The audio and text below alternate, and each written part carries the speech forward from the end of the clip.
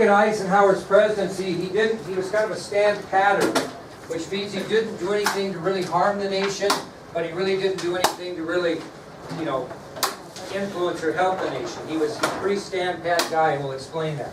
So let's talk about the election of 1952. Now, we told you, and you don't really have to write this down, I wouldn't think, but, because President Truman chose not to run for re-election, which he could have, because he served the rest of Roosevelt's term. He was elected to his own term in 1948. He could have ran in 1952, but because of the Korean War and the Truman-MacArthur controversy, he chose not to run. So the Democratic ticket during the election of 1952 is going to be kind of wide open. And so is the Republican ticket, because the Democrats had held the office all the way back to Roosevelt's term, even before that.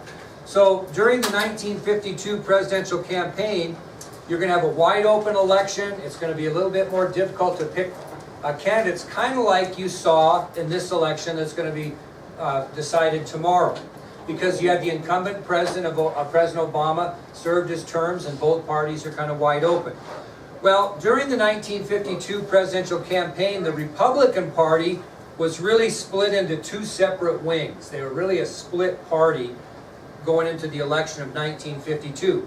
Believe it or not, you had Republican conservatives and you had Republican liberals. Okay, that doesn't appear so much to be the same way it is today.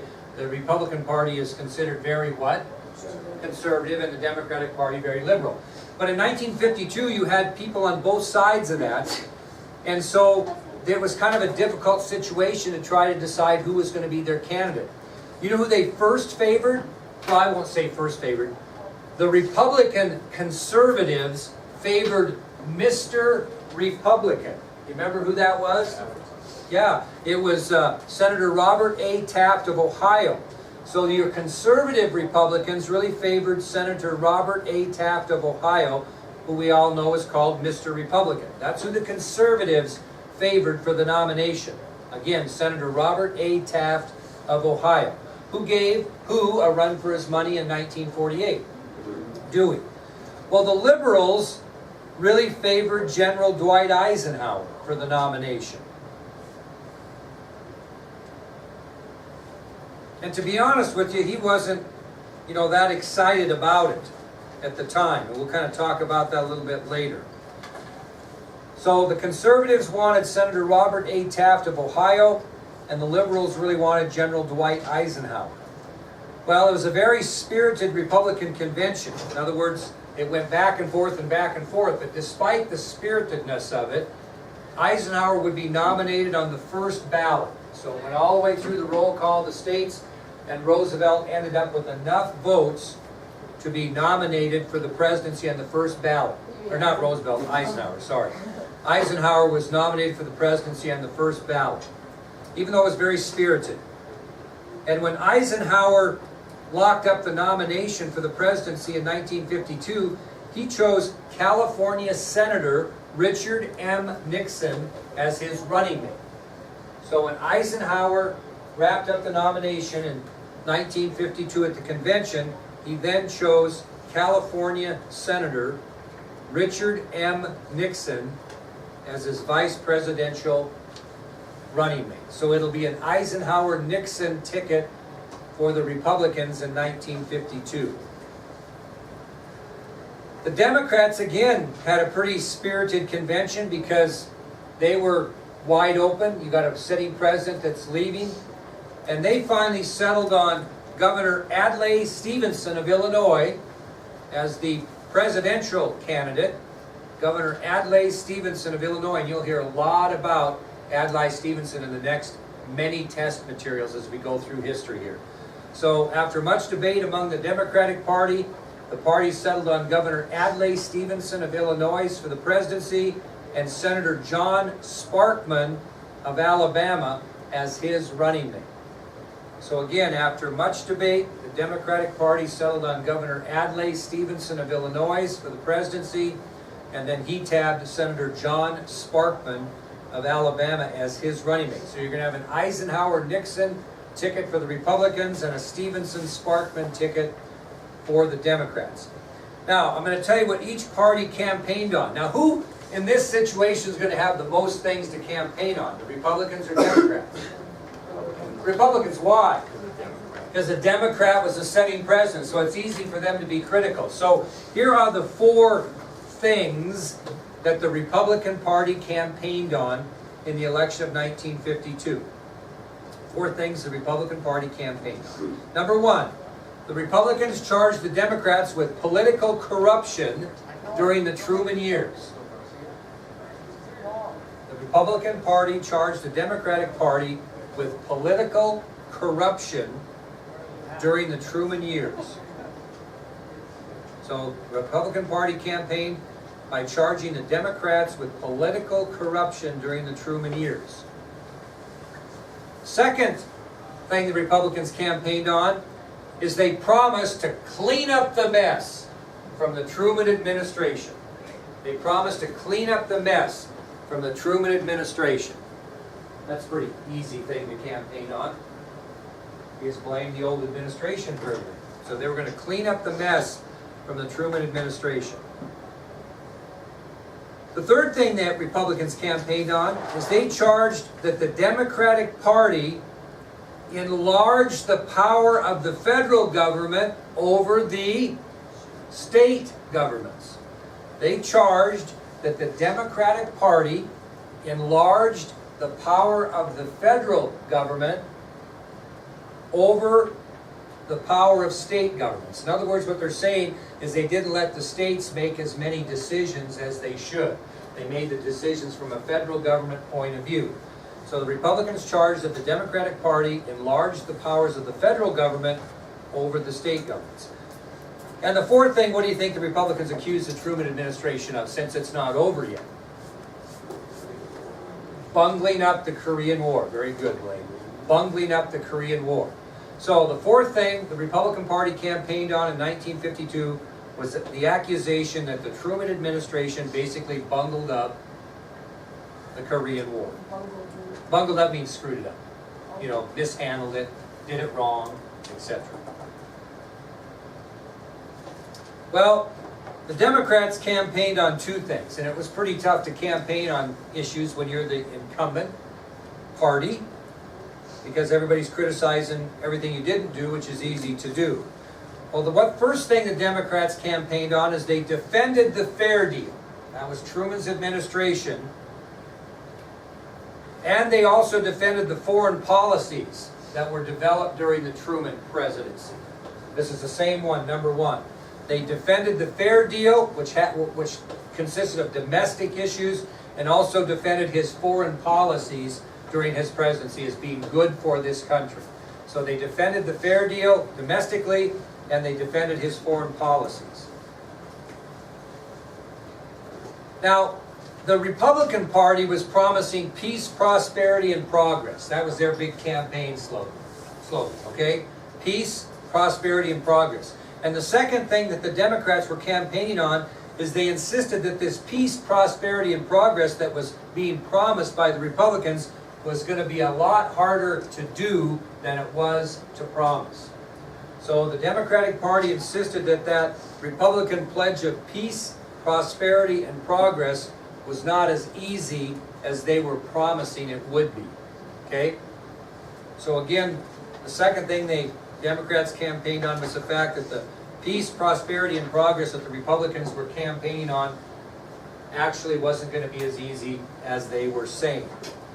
So, on November 4th of 1952, voters went to the polls in record numbers. So on November 4th, 1952, voters went to the polls in record numbers. In the popular vote, Dwight Eisenhower won 57%. That's a huge margin in popular vote. 57% of the popular vote was won by General Dwight Eisenhower. But we all know, kiddos, and we might find out tomorrow night, late, that popular vote and $1.25, I think, will buy you a pop in the pop machine or a drink. Popular vote doesn't mean much. But Eisenhower also crushed Stevenson in the Electoral College, 442 to 89. 442 to 89. And here you have a non-politician crushing a career politician who really was a good man. You'll learn more about Adlai Stevenson as we go. Beats him 442 to 89. So what would be Eisenhower's next thing he'd be paying attention to election night other than his own victory? How did Congress do? Okay, and by a slim margin, Republicans won control of the Congress as well. So Eisenhower is going to have a Republican himself president with a Republican Congress. That should be good. Now remember, when Truman was running, he warned about this Republican Congress, this Republican do-nothing Congress. If they got elected, we'll see if he was right or wrong.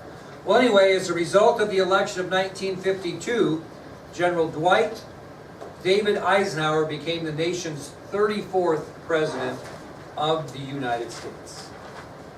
Okay, that'll take us to our next subtopic, which is ceasefire in Korea.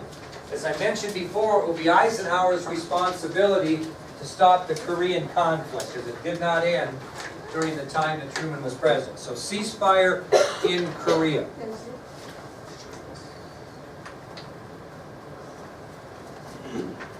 Well, you can imagine that during the campaign for the presidency in 1952, Eisenhower promised to do everything in his power to end the Korean War. Okay?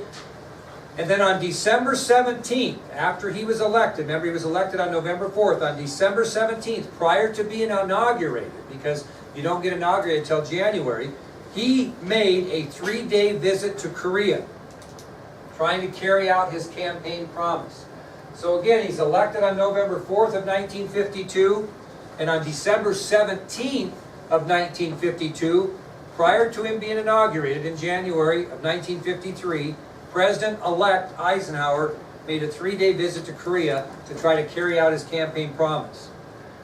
Well, he began talks with both political and military leaders from both North Korea and South Korea.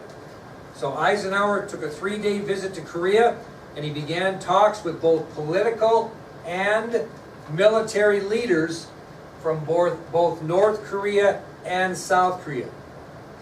And they met at a location called Panmunjom. They met at Panmunjom. So if you go Rosenberg, H-bomb, Sugar Ray, Panmunjom. Brando, the king and I, and the catcher in the rye. That's what that means, yes. Did he meet with them at the same time, or did he meet with one? No, he met separately. And that'll kind of make sense when I tell you the next thing. So General Eisenhower began talks with political and military leaders from both North Korea and South Korea at a location called Panmunjom. Now, actually, Eisenhower took General MacArthur with him when they met with South Korean President Syngman Rhee.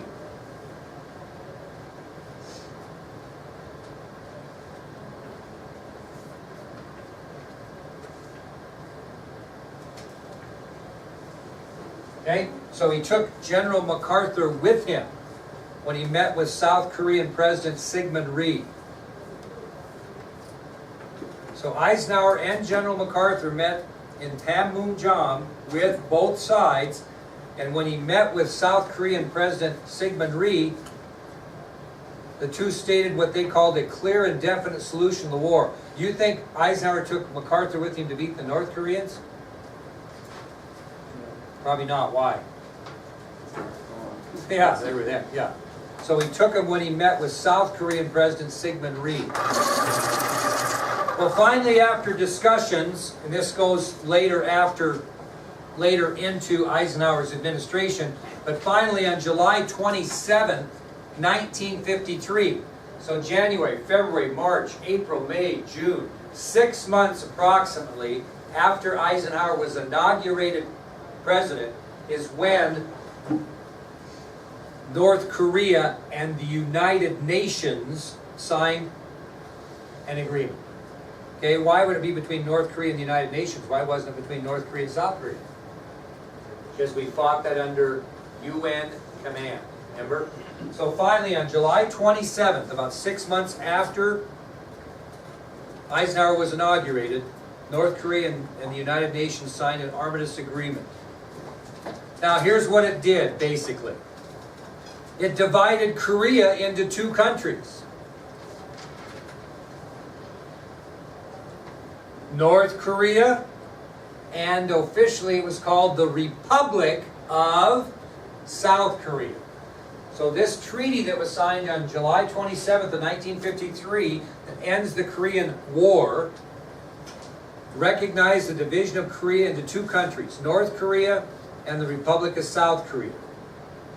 Now, as a result of that treaty, the United States promised to defend South Korea against any future attack by any communist countries. So, did we accomplish our goal? If you think about our original goal, yes, because our original goal was to keep communist North Korea out of South Korea. So we did accomplish our goal, but it took us 3 years and a high cost of life, which I'll explain to you now. So we did accomplish our goal, but the Korean War had lasted 3 years and the cost was high. I'll give you some examples.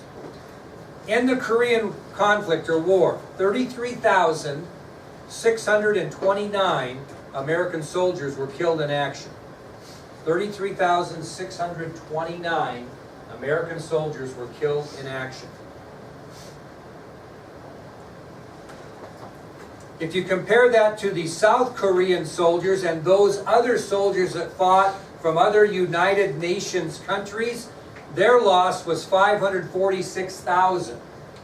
546,000 soldiers from the United Nations and South Korea were also killed in the conflict. So how many is that totally? About, let's just round up to 600,000. Guess how many North Korean soldiers were killed? Which tells you a little bit about their philosophy, which is going to kind of lead into what happened in Vietnam too, although it was a different country. 1.5 million North Korean soldiers were killed. So 33,629 American soldiers killed, approximately 546,000 soldiers from the United Nations and South Korea were also killed. So approximately 600,000 from that side in comparison to the 1.5 million North Korean soldiers that were killed.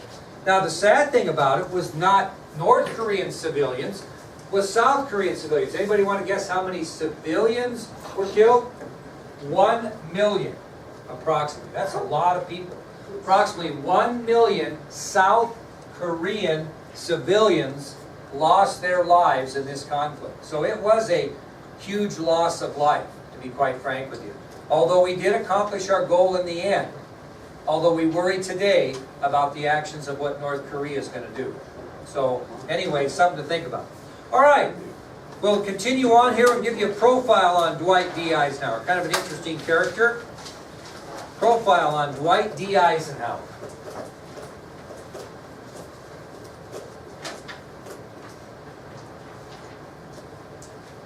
Dwight David Eisenhower was born on October 14, 1890 in Denison, Texas. He was born on October 14th of 1890 in Denison, Texas. His parents, his dad's name was David, his mother's name was Ida, I-D-A, and they were both deeply religious people. So his parents were David Eisenhower and Ida Eisenhower, both deeply religious people. And the Eisenhower family had 6 children, all boys. And Dwight was right in the middle. He had 2 older brothers and 3 younger brothers. So David and Ida Eisenhower, a deeply religious couple, had 6 children, all boys. And Dwight Eisenhower was in the middle of the family. He had 2 older brothers and 3 younger brothers. Now, when he was just 2 years old, the family moved from Denison, Texas to Abilene, Kansas. We moved from Denison, Texas to Abilene, Kansas, where his father took a job in a creamery. Now, this wasn't like it is today where your dad works and you guys do all your things and they write you checks every time you want to do something or they give you money. The sons had to work also to help the family deal with household expenses. So all the boys raised and sold vegetables along getting other odd jobs to contribute to the household expenses of the Eisenhower family. So the sons raised and sold vegetables during the time they grew up.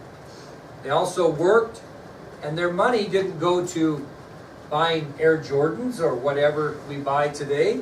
Their money went to help contribute to household expenses. Now, Dwight was very popular when he went to school with his classmates, and they gave him the nickname Little Ike. Why'd they do that? Why'd they call him Little Ike? Was that in like high school or elementary school? Well, he got it mainly during the junior high schoolish years. Although there was some reasons why they did that. Why'd they call him Little Ike? Couldn't you have called all of the boys Ike? They're all Eisenhowers, right? Well, the reason he got the nickname Little Ike was to distinguish him from his older brother Edgar, who he looked a lot like, and they called him Big Ike. So they called him Little Ike because his older brother Edgar and he looked a lot alike, and they called him Big Ike to kind of distinguish the difference between the two. That later would be shortened to Ike, and you'll get the picture later. Now, it's kind of interesting because I kind of got a kick out of this. You know, you have your yearbooks that, and they don't do it so much anymore. They did when I was in high school. They kind of predict what you're going to become, later. In 10 years, Nick will be this or whatever, yeah. Well, Dwight's high school yearbook actually projected him that he was going to become a history professor. And guess what his brother Edgar was going to be? Edgar was going to be President of the United States. That's what it said in their yearbook. So Dwight's high school yearbook projected that he was